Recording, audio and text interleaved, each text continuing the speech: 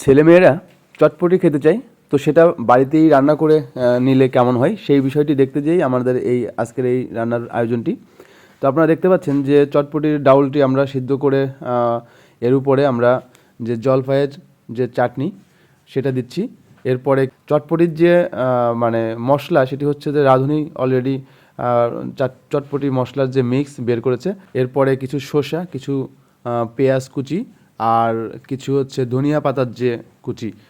আর দেখতে পাচ্ছেন যে আমরা পাঁপড় যেহেতু না থাকার কারণে আমরা কিছু ফুচকা ভেজে নিয়েছিলাম, সেই ফুচকাটি আমরা উপরে দিয়ে দিচ্ছি।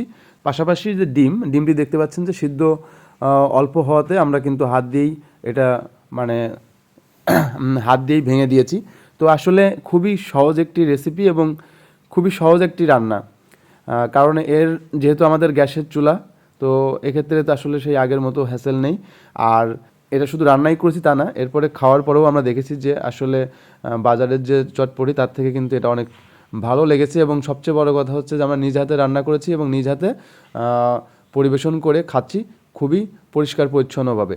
তো বন্ধুরা, আপনারা দেখতে পাচ্ছেন যে আমরা চটপটির ডাউল কিনে এনেছিলাম আগের দিন এবং এই ডালটি 4 ঘন্টা আমরা পানিতে ভিজিয়ে রেখেছিলাম।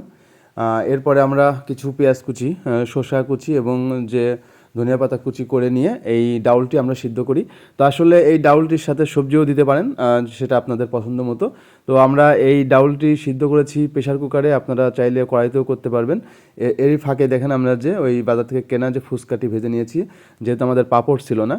তো এরপরে যে কাজটি করেছি, আমরা রাঁধুনি মিক্স যে চটপটির মশলা সেটি আমরা মিক্স করেছি। পাশাপাশি এই ডিম, শসা, পেঁয়াজ এইগুলো দিয়ে জাস্ট গরম গরম আমরা পরিবেশন করেছি।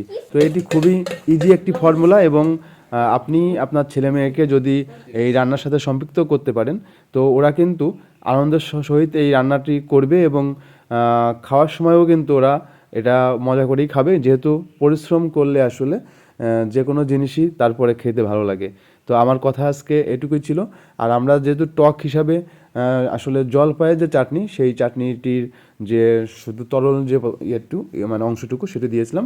তো সবসময় যে তেঁতুলের চাটনি দিতে হবে এর কোনো কিন্তু বিধিসম্মত কোনো মানে বাধ্যবাধকতা নেই। আপনার ইচ্ছা মতো, আপনার পছন্দ অনুযায়ী আপনি যে কোনো টকটি দিতে পারেন।